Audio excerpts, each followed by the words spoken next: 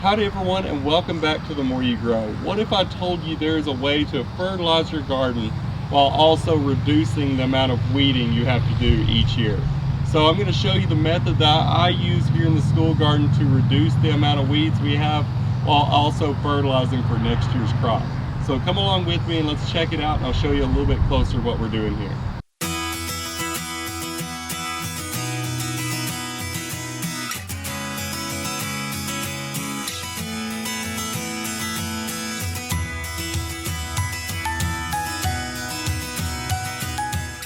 So let me give you a little bit of background into these raised beds.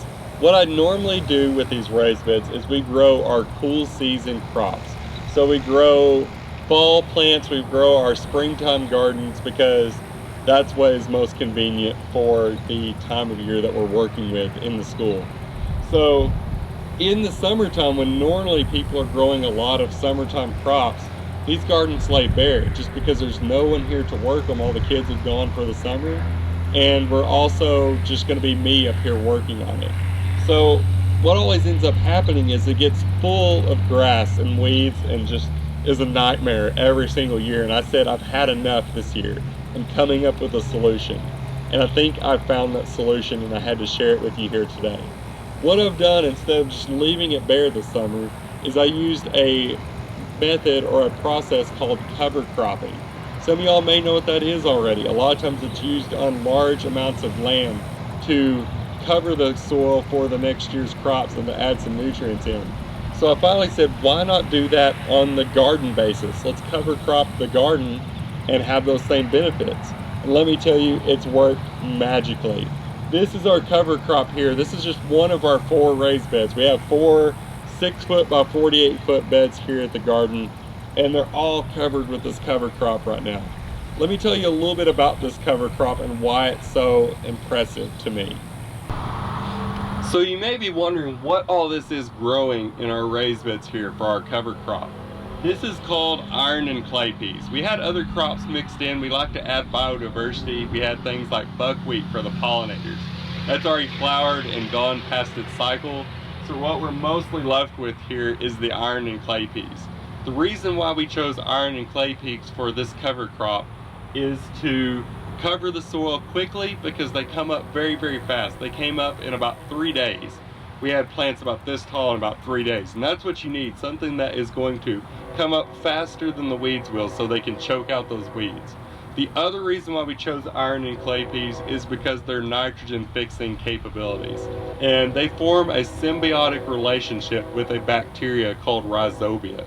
Rhizobia has the special ability to pull atmospheric nitrogen out of the air and convert it into a nitrogen that we can turn into our soil. So in a sense, we're blocking out the weeds, and we're also fertilizing our next crop. Because what we'll do is we're going to come in here and chop all this down. It looks beautiful, I know, but we're going to chop all this down and flip it into the soil to break down, decompose. That's going to add that nitrogen back into the soil, and that's also going to add organic matter that the soil desperately needs. So let me show you a little bit closer about this plant. I'm going to show you where you can find these nitrogen fixing bacteria and see if your crop is active. So one of the other reasons why I love this crop is how lush it is. It's such a lush and beautiful plant. It makes the beds look full, it makes them look productive, and doesn't look all weedy like if we left it open. It'd just be full of like crabgrass and things like that. It looks very lush and healthy, and it is, because we're keeping that soil active. I want to show you the reason why this plant is so awesome, the reason why it can fix nitrogen the way it does. If we're going on an acre basis, iron and clay peas can put up to like 150 pounds of nitrogen per acre on the high scale. But we're looking at maybe we'll see more or less than that, but I want to show you where you can find these awesome bacteria that are able to fix this nitrogen. So if you pull up a plant here, you'll see on the roots there are these little nodules like this. These nodules are the home that the plant provides for the bacteria. The way it works is these bacteria will infect a root hair, and that sounds like it's a bad thing, but they infect the root hair. The plant then senses that this bacteria is here, but it's sensing that it's also producing nitrogen. So instead of kicking its immune response, it actually starts feeding that bacteria in exchange for the nitrogen. So it gives them sugars in the form of the photosynthates that they produce in their leaves, and they send that down to these bacteria, and the bacteria in exchange as a byproduct produce nitrogen. So I'm going to break open one of these little nodules, and I'll show you how you can see if these guys are active or not. So if you split open a nodule, you should get something that is red in color. So it may be very hard to see, but you see this kind of red color that's inside this nodule.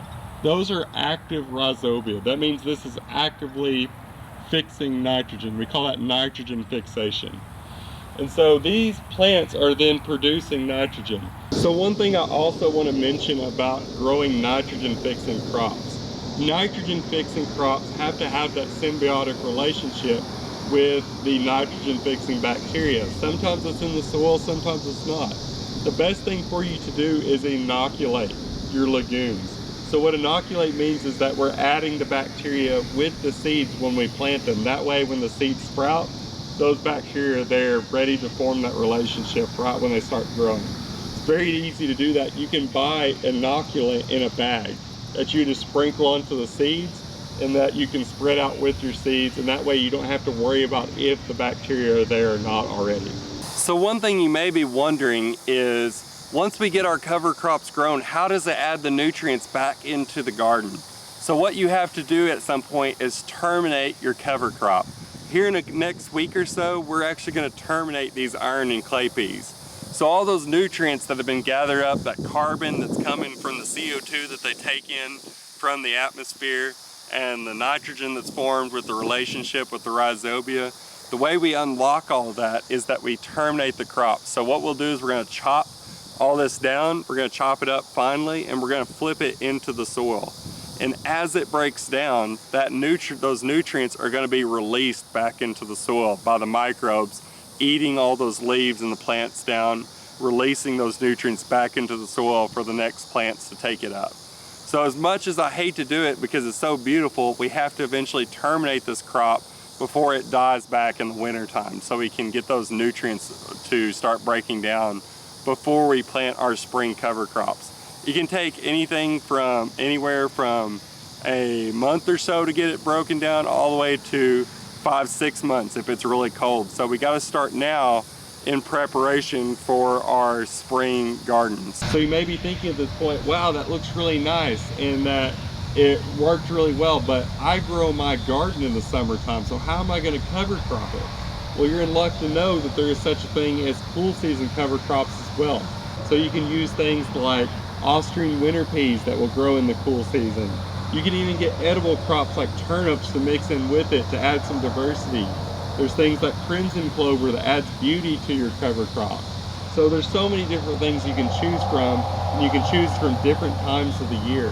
If you grow a summertime garden, you can choose a wintertime cover crop. If you grow a cool season garden, you can do a summertime cover crop. There's cover crops for everybody at this point. So you may be wondering, where can I get all these cover crop seeds? Where can I buy the inoculant that I was telling you about? Well, the place that I would recommend to you is somewhere called Turner Seed. This isn't sponsored, by the way. Turner Seed is a wonderful company that provides really good quality seeds. They've done so well working with us, and I've used them for years, even before I became a teacher. So if you want to check them out, I'm going to leave a link across the screen and down in the description. They have really great seed, really good quality seed, good prices, and you can get them shipped right to your house no matter where you live. So if you want to check them out, I would highly recommend it if you really want to get into cover crop seeds.